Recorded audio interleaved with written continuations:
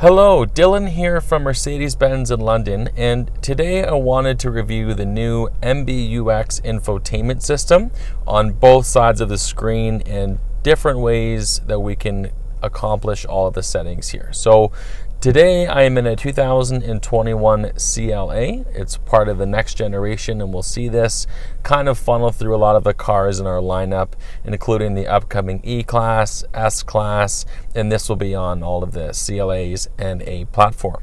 So as we move over to this side of the screen, I want to show you how to close any menu pop-up. So the most popular one would probably be this, being the reserve fuel. Sometimes you will see things like radar sensors dirty or upcoming service due.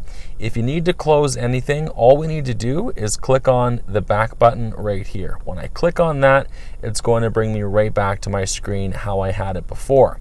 Speaking of this screen on the left, it is not a touch, so there's no point in trying to work your way around the steering wheel. It's not very easy to do, so they've left it simply to these three buttons right here. Now, the main one to really focus on is probably going to be the center trackpad.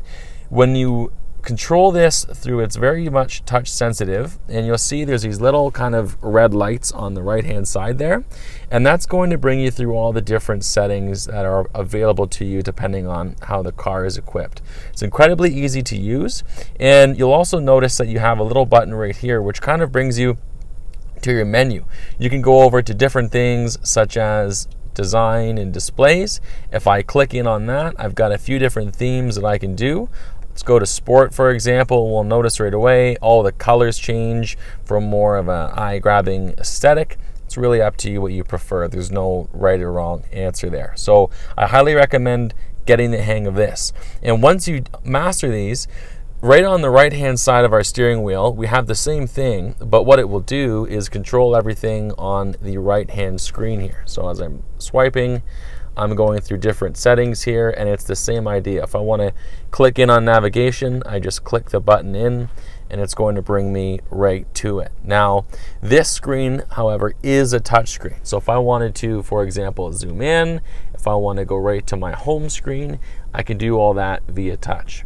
Now, my personal favorite way to control the car is going to be right down here with the trackpad. So this trackpad operates just like a laptop mouse would, very easy to do. And if I wanted to click on something, I can just click sort of the left-hand side here, and it will bring me right to it. And we can go through all of our different menu settings right through. So just to recap, really the most important thing on the screen on the left is getting the hang of how to operate your touch sensitive pad, your home button.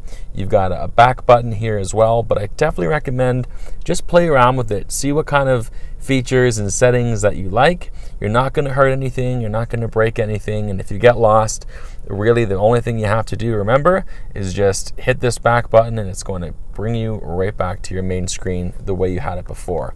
Again, on the right, our three ways to control it are either through the buttons here. We do have a touch screen, and last but certainly not least, we have the trackpad right down here. Thank you for watching. Let me know if you have any questions. I'd be very happy to answer. Thank you.